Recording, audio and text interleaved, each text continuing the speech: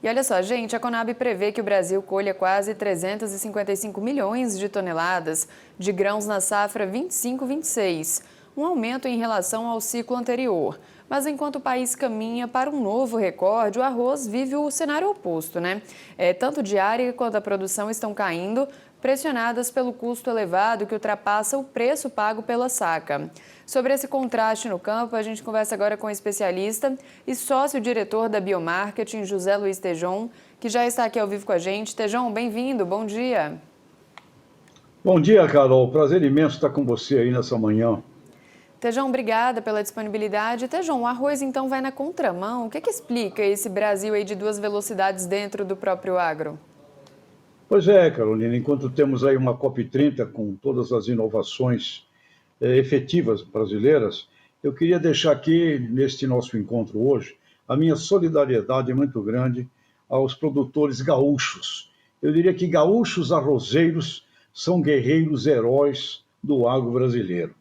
E, Carolina, como você bem colocou aqui no nosso início, a situação dos produtores no Rio Grande do Sul, eu diria que está num nível tenebroso de sofrimento.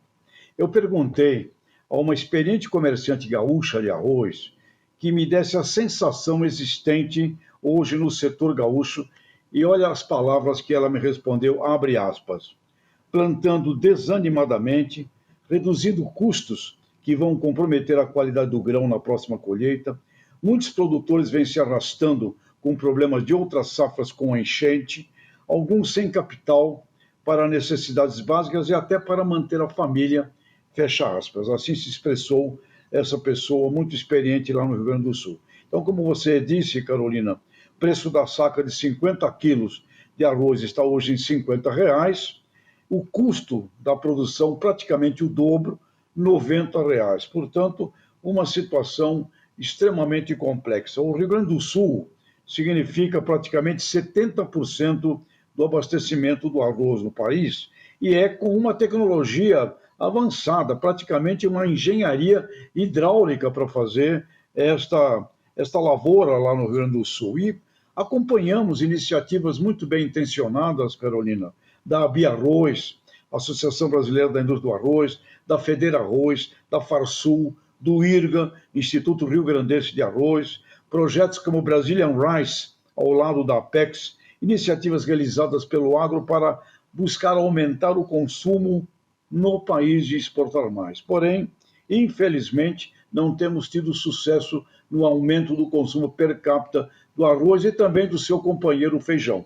Inclusive, tem aqui uma iniciativa muito positiva da Biarroz com uma campanha chamada Arroz Combina. Mas eu acho que está faltando uma estratégia muito mais agressiva, publicitária, de comunicação para o arroz e também o arroz e o feijão, porque são dois alimentos espetaculares, com muita receita bonita para fazer, com muito sabor, e nós temos aí ao longo de muitos anos ficado praticamente na mesma produção. O Brasil deverá exportar, porque o preço está muito bom para exportar, deveremos exportar e a previsão da Conab é que vamos ter uma produção este ano de 11,4 milhões de toneladas, 10% menor que a safra anterior, e deveremos exportar cerca de 2 milhões de toneladas para o exterior em função dos preços baixos. Carolina, planejamento estratégico, pelo menos das 20 mais importantes áreas do sistema de agronegócio do Brasil faz falta. E o pessoal do arroz, olha, encerraria aqui, Carolina, com uma frase aqui, com a minha solidariedade, eu sei que é mais uma crise, vão passar por essa, vão superar, mas gaúchas e gaúchos, arrozeiros, são guerreiros, heróis do agro brasileiro, e não é de hoje não, viu, Carolina? Pois é, Tejon, e no caso específico do arroz, o custo de produção supera o preço pago pela saca? Esse descompasso e conjuntura aí por um momento, né, por causa desse momento de mercado? Ou é uma questão mais estrutural aí e tende a se repetir nas próximas safras? Pois é, a gente sempre, quando tratamos de agronegócio, Carolina, a gente sabe que esse conceito, definido anos 50 em Harvard, trata de uma orquestração da cadeia produtiva. Então é muito importante que a indústria, o comércio, precisamos Os americanos, lá na Associação do Arroz dos Estados Unidos, a USA Rice, eles fazem um trabalho muito intenso com uma proposta de comunicação que é colocar o arroz no centro do prato, não na periferia do prato, no centro do prato. Valorização do consumo. Eu creio que aqui no Brasil nós precisamos de uma ação de comunicação muito mais efetiva sobre o valor deste nobre cereal, que, aliás, também já está começando a ser usado, Carolina, para o mundo do biocombustível, né? Ao lado do trigo, do sorgo, do milho, na parte de biodiesel e também etanol. Mas uma ação com os supermercados brasileiros para elevar o consumo per capita, porque cresce a renda, Carolina, diminui o consumo. Por quê? Porque ele está sem aquele valor percebido. Então, comunicação, comunicação, comunicação e uma orquestração da cadeia produtiva. Supermercados, a indústria, a produção, a ciência, a tecnologia e muito mais valor para esse nobre produto que é um caminho extraordinário, inclusive no combate à fome no planeta Terra, o arroz é um produto sagrado para isso.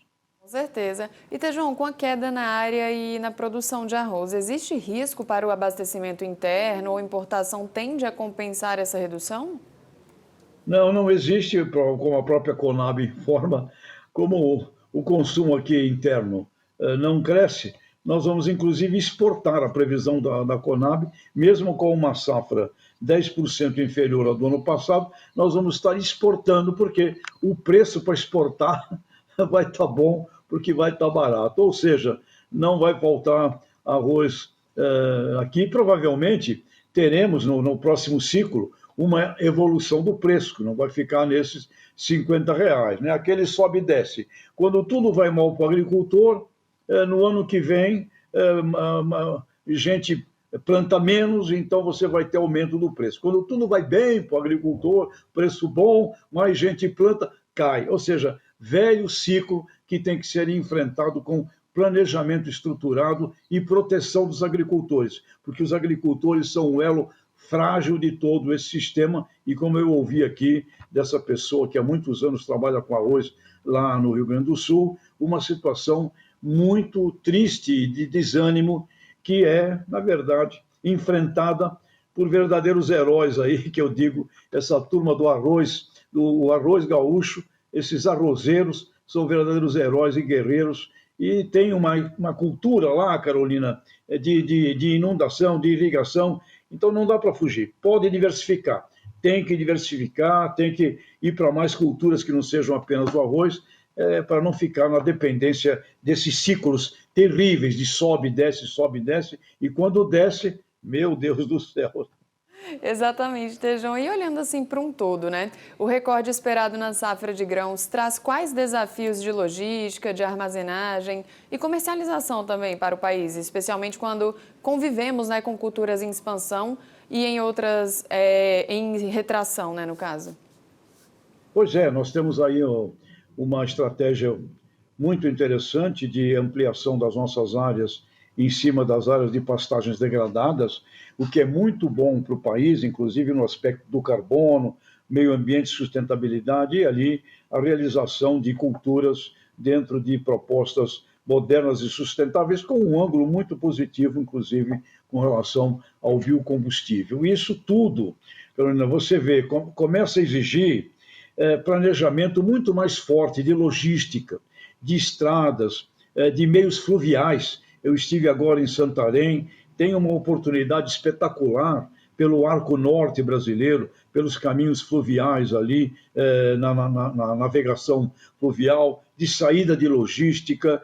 Nós enfrentamos, aumenta a oferta, por exemplo, do café, passamos a ter dramas significativos no porto, no próprio Porto de Santos, com relação à espera de produto para embarcar, os famosos demurras. Então, o desafio do agro brasileiro, ele está doravante, muito mais na estrutura do antes da porteira, do pós-porteira, porque no dentro da porteira, o Brasil o brasileiro a brasileira é uma heroína, é uma guerreira, e a gente faz sob as circunstâncias mais difíceis. Agora, é muito importante que doravante, seguro, proteção, investimentos corretos, juros que sejam acessíveis, porque a atividade dentro da porteira é a de maior risco, mas se não houver planejamento e investimentos na estrutura que antecede o agricultor, naquilo que vem depois do agricultor, o dentro da porteira vai ficando cada vez mais numa situação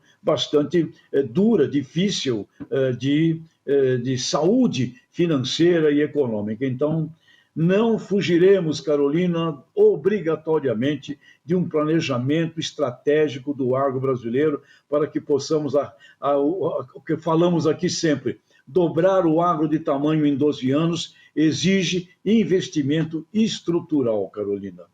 Tejão, acho que é isso. Falamos um pouquinho sobre tudo. Algo mais para finalizar?